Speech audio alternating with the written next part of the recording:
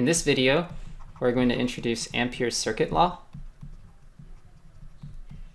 So remember, in our electric field journey, we started out with Coulomb's law and moved on to Gauss's law. This is somewhat in a similar fashion where if you think of Biot-Savart as an analogous to Coulomb's law, Ampere's circuit law would kind of be similar to Gauss's law.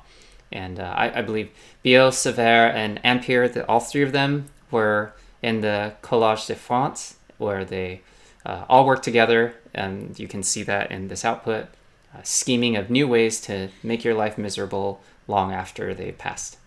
The formulation of Ampere's law should hopefully look familiar, or Gauss's law-like. Let's say that you have a bunch of current going this way or that. The general form stated is that if you take a line integral of the H field, so if you take all the H fields that you see, multiply it by individual little length vectors, and then you add them all up until you get a closed shape, that is going to give you the total amount of current that's enclosed within this this one-dimensional closed shape that you drew out. So stated in mathy ways, the closed line integral of h dot dl is going to give you the total current enclosed. So this is kind of equivalent to Gauss's law, where if you add up all the arrows coming out of a surface, you end up with the Q enclosed. But in this case, instead of going over an entire surface, you're just drawing a line that rounds up all the arrows that you care about.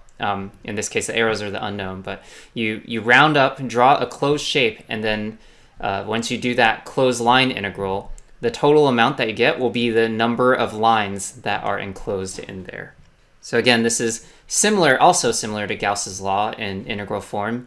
It kind of allows you to solve for cases where it's very simple and you have extreme symmetry. And again, extreme symmetry means that you can pull the variables out. A few things to note. The first is that h dot dl, if you have any current going through it, that means it's not equal to 0. Right? Let's remember with electric fields, if you take the electric field and you do a closed line integral across just any closed shape, what do you end up getting? You end up getting 0, right? In the electrostatic case. So that means that it's a conserved field. But in this case, what does this tell you? If this is not 0, that means that H is not a conservative field.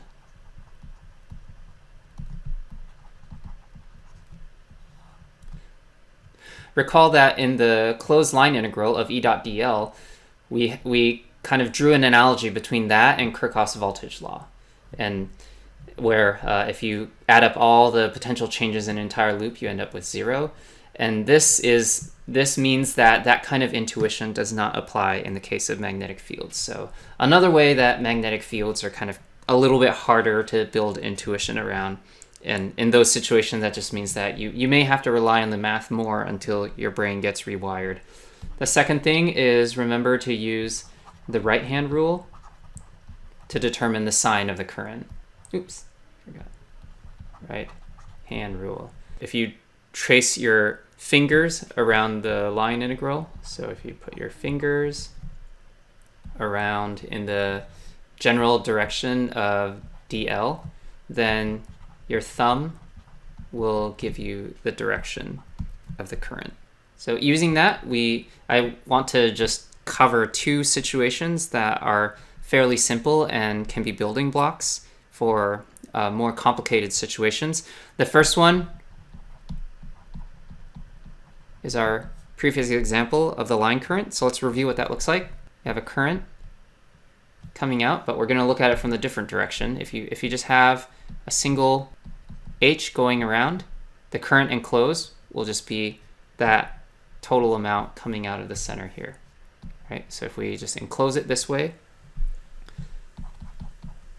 you can use that to arrive at the magnetic field being equal to I over 2 pi rho in the phi direction. The other final example I want to cover is the sheet current. The other basic geometry is the sheet current. So let's just define what we're looking at here. So if we have a sheet, let's say all the current is going in the y direction. So I have the x direction, the z direction being above, and then the x direction this way, so parallel to this. And all our current is going in the y direction, so towards the right hand of the screen. Let's think about what's going to happen. If you put your thumb over here and poke your finger up, so curl your finger up around this way to look at what happens if this is on the xy plane, what happens at z greater than 0.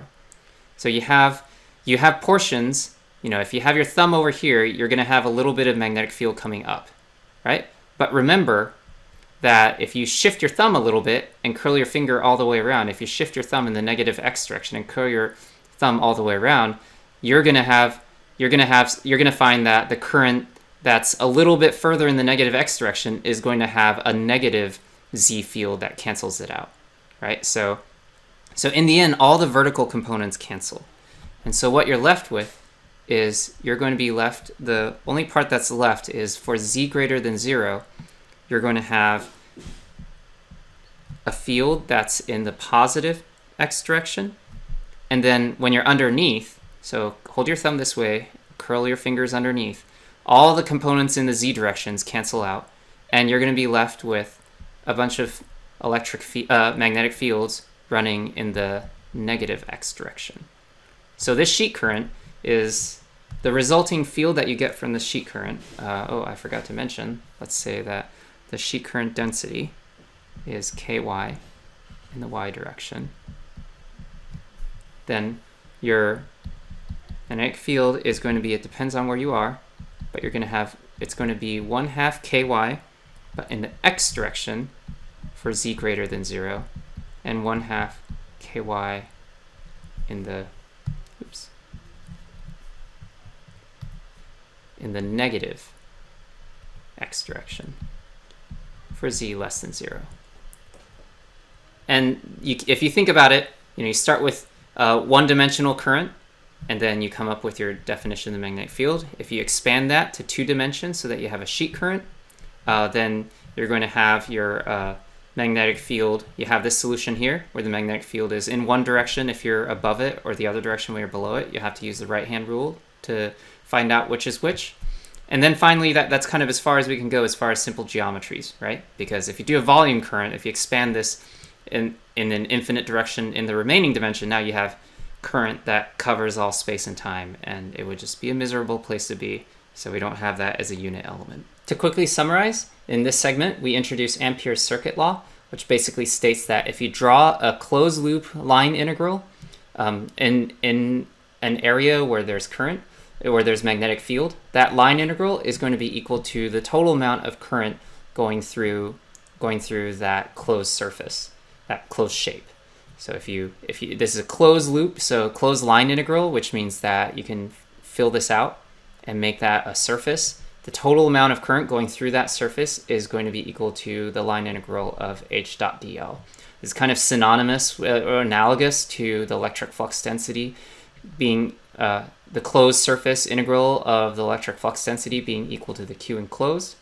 Note that since the statement here that if your current is not equal to 0, the closed loop line integral of your magnetic field is not equal to 0 means that it is not a conservative field.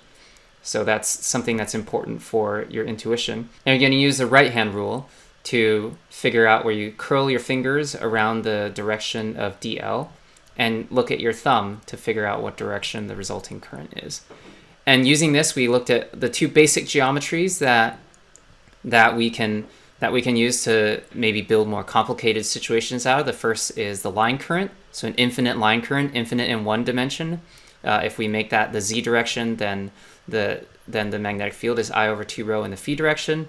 And then if you expand that, if you make it infinite 2 dimensions, now you have an infinite plane, so a sheet current. And you can see that depending on whether you're above the plane or below the plane, your magnetic field goes in 2 different directions, as you can kind of intuit by using the right-hand rule across multiple current locations and adding them all up.